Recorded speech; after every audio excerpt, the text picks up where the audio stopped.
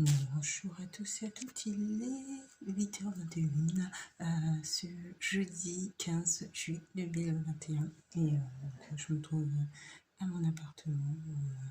Là, je vais entamer mes interventions. Là, je vais démarrer par une vidéo de communication et puis voilà.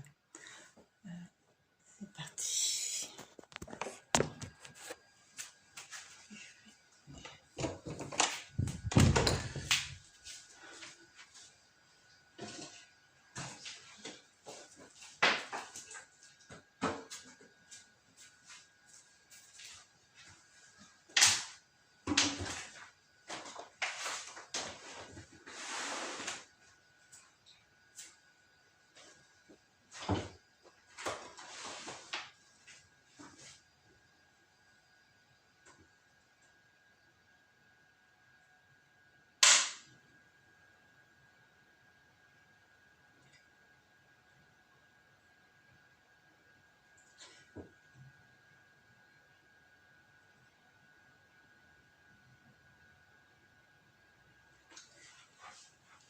Là, j'ai plusieurs vidéos à faire. Donc, une là qui va pouvoir traiter du sujet donc, de l'autonomie, de la prise en charge de l'autonomie.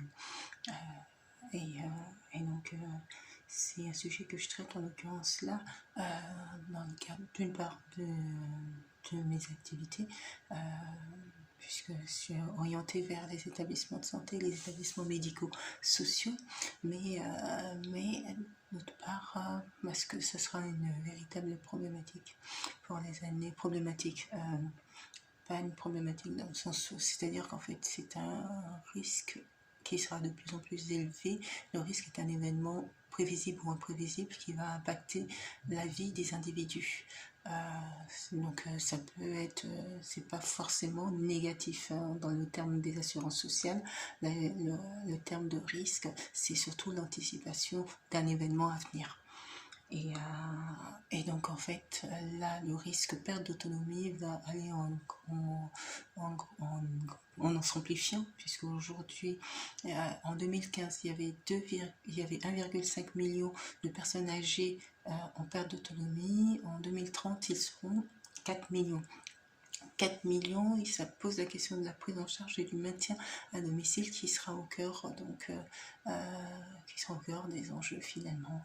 Donc là, l'objectif, c'est aussi d'évoquer cette problématique qui va aussi poser des problématiques d'ordre structurel, puisqu'au niveau de la prise en charge aujourd'hui de la dépendance, il y a effectivement des disparités d'une région à l'autre qui vont être aussi problématiques, tant des disparités en matière structurelle au niveau des collectivités locales, mais il y a aussi des disparités au niveau des établissements de santé et qui vont aussi amener ou questionner en tout cas tout le système de prise en charge de la dépendance.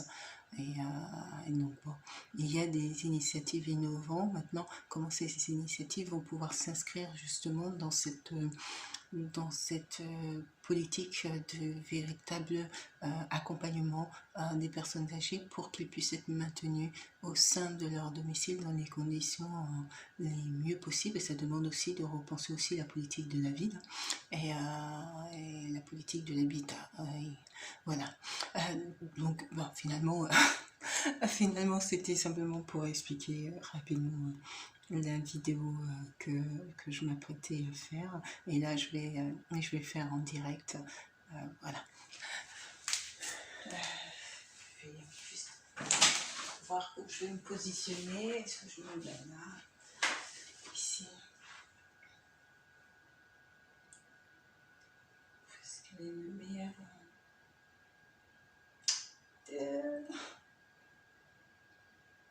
ou est-ce que je me mets là comme ça? Non, comme ça oui. Non plus.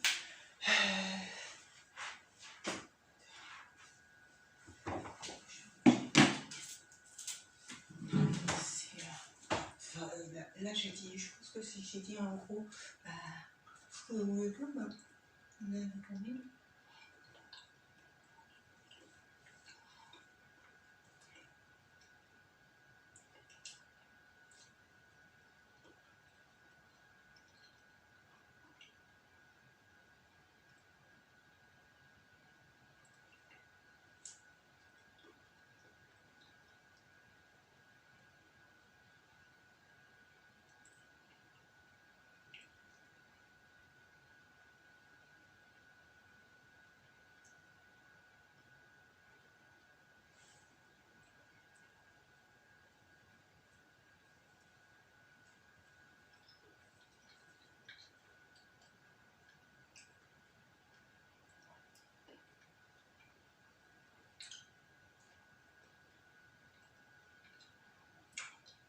Je devrais peut-être faire un webinaire sur ce sujet.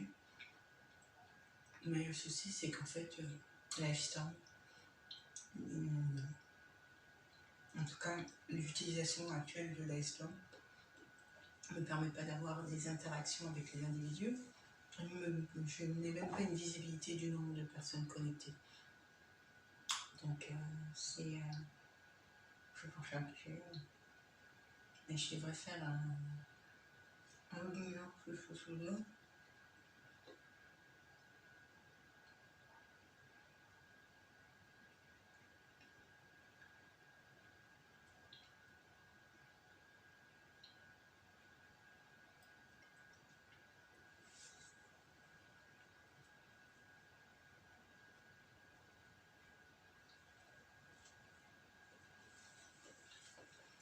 Et après, sur quel réseau je vais utiliser?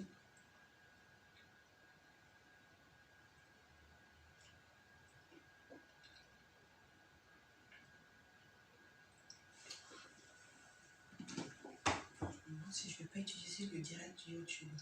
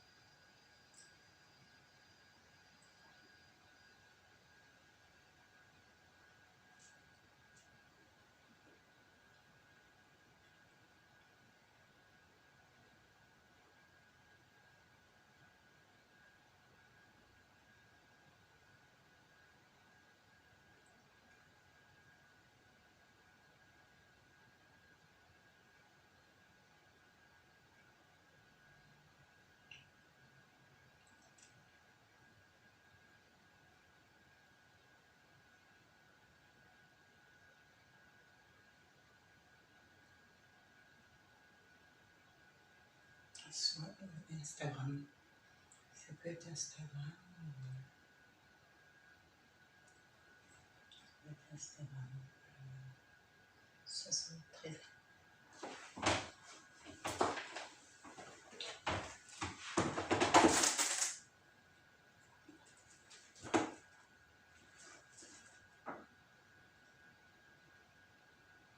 C'est 2,5 millions. En 2015, ça passera 4 millions.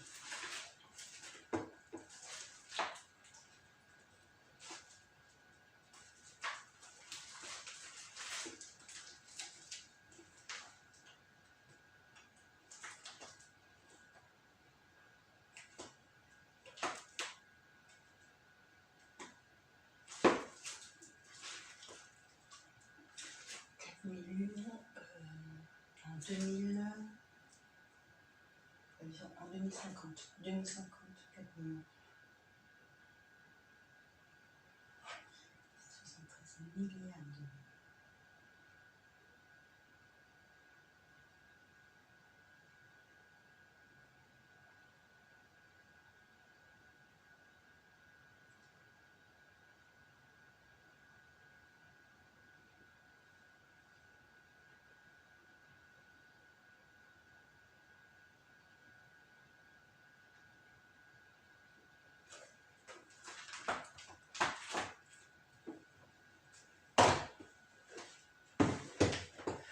Ok, allez. Je vais passer soit par Twitter, soit par Insta. LinkedIn, de toute manière, c'est pas un direct, c'est un différé.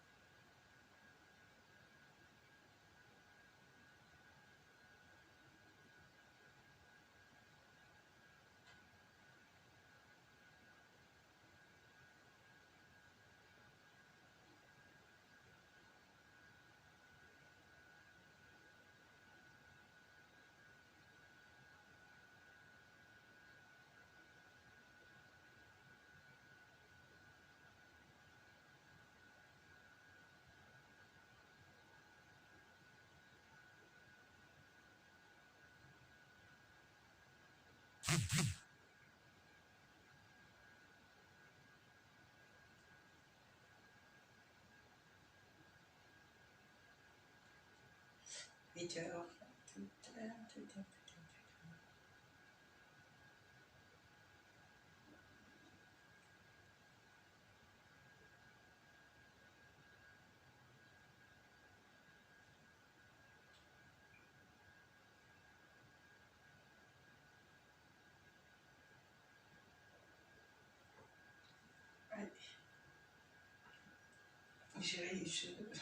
En expliquant sur une vidéo, je vais essayer.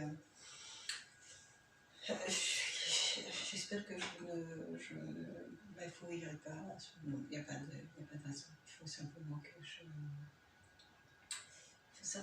je parle comme je l'ai expliqué là, il y a quelques minutes.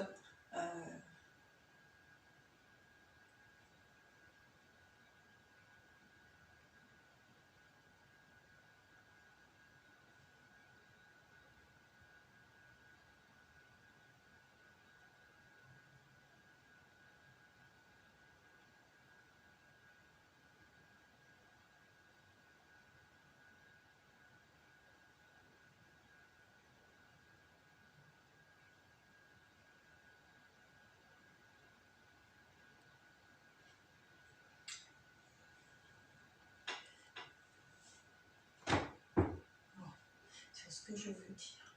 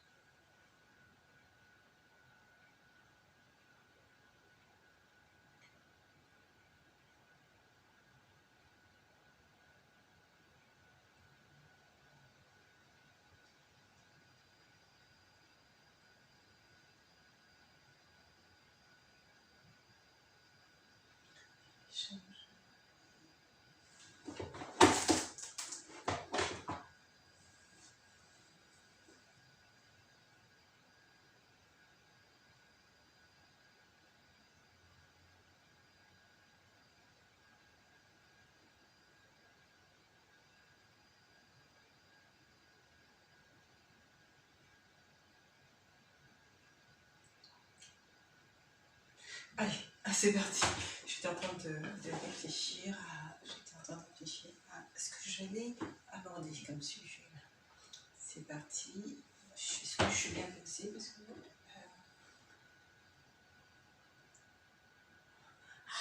Twitter, ça fait. Pourtant, les gens ne sont pas connectés, donc après, je le remets en replay. Mais Twitter, ça met plus de pression sur Twitter. Je devrais peut-être utiliser ça. Bon, les deux. Allez, c'est parti.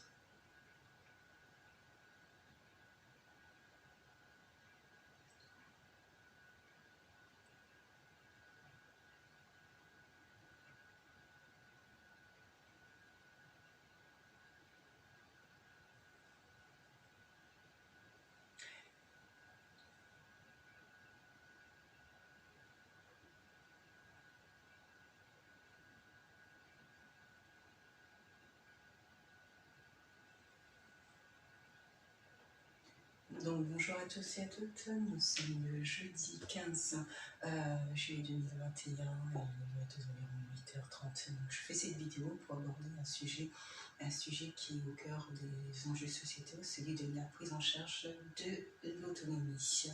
Donc pour évoquer un chiffre, c'est l'effort national en matière de perte d'autonomie, de prise en charge de l'autonomie, que ce soit des personnes âgées ou des personnes handicapées, en situation de handicap, et c'est élevé à 73,1 milliards d'euros, dont 70% qui ont été alloués au domaine du handicap et 30% au domaine de la dépendance des personnes âgées. Donc il y a deux notions, donc deux domaines à des aspects importants, c'est celui du handicap et aussi celui de la perte d'autonomie de la personne âgée. 73 milliards. Il faut savoir que les personnes âgées, actuellement en 2015, il y avait 2,5 millions de personnes âgées en perte d'autonomie. Ce chiffre, selon les prévisions de l'INSEE, s'élèvera à 4 millions en 2050. La prise en charge de la perte d'autonomie est primordiale car actuellement, les plus de 65 ans représentent à peu près 19% de la population. Ce chiffre va aller en augmentant dans 4 points, ce qui veut dire que nous allons arriver dans une société où les personnes âgées seront plus nombreuses que les salariés, et que ça va questionner non seulement la question du départ et la question de la retraite, mais ça va aussi questionner la question du maintien à domicile de ces personnes âgées. Des dispositifs innovants ont été mis en place, les communautés professionnelles territoriales de santé ou le dispositif d'appui, de coordination qui ont pour objectif de rationaliser et de rendre beaucoup plus efficient la prise en charge, le repérage des personnes en situation, des situations les plus complexes et pour pouvoir accompagner et favoriser le maintien à domicile de ces publics. Véritablement face à l'enjeu qui s'annonce, ces dispositifs doivent en tout cas démontrer de leur efficacité sur le terrain pour pouvoir prendre en charge la question de la dépendance des personnes âgées et la question de la perte d'autonomie. Une autre question qui va se poser, c'est aussi celui de la prise en charge, qui est allouée principalement au CNSA, mais au jour d'aujourd'hui, donc c'est le département donc, qui, en tant que collectivité locale, s'est vu à cette attribution donc, de chef de file de l'action sociale, tant en matière de handicap qu'en matière également de prise en charge de la dépendance des personnes âgées. Et donc, comment rationaliser et rendre beaucoup plus lisible sur le territoire français donc cette prise en charge du financement de la perte d'autonomie pour qu'il n'y ait pas de disparité entre les territoires, ça va être aussi un des enjeux à venir et qui va questionner notre société pour rendre beaucoup plus efficace la prise en charge et qu'il n'y ait pas d'inégalité d'un territoire à l'autre. Donc voilà, donc l'autonomie au cœur des enjeux, et par ailleurs, en tant que assistante de service social libéral, mes prestations sont orientées vers les établissements de santé et vers les établissements médico-sociaux, mais je mène aussi des accompagnements pour les personnes en situation individuelle. Contactez-moi pour plus d'informations, 06 62 02 84 29. Sur ce, bonne journée.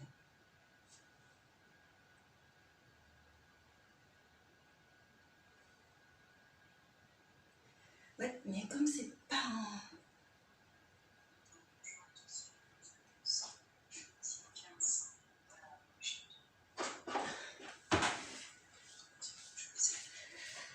Je sais pas si...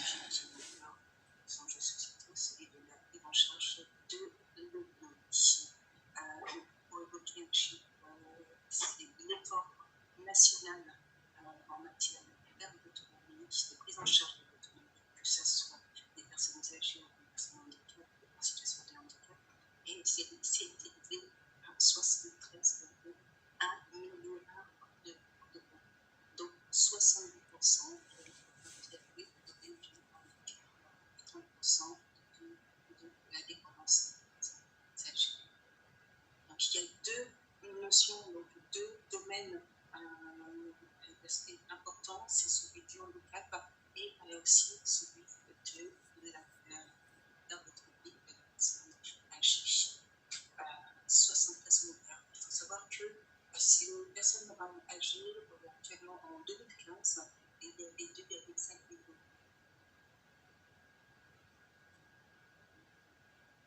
de personnes âgées en termes d'autonomie. Ce chiffre, selon une prévision de l'INSEE, c'est 4 millions 50. La prise en charge de la perte d'autonomie est primordiale car actuellement, vous avez plus de 65 ans et donc 19% d'émissions. Ce chiffre va aller en augmentant dans 4 mois. Ce qui veut dire que nous allons arriver dans une société où les personnes âgées sont plus nombreuses que les salariés. Que les actifs, plutôt que de dire les salariés. Mais il y a, au niveau du son, il y a un souci. Il y a un décalage, le son et la voix. Il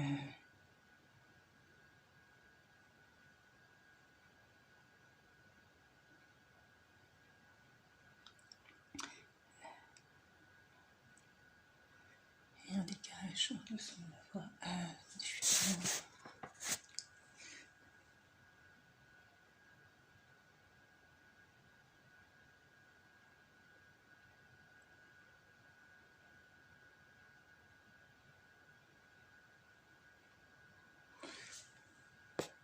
C'est en train de recharger ça.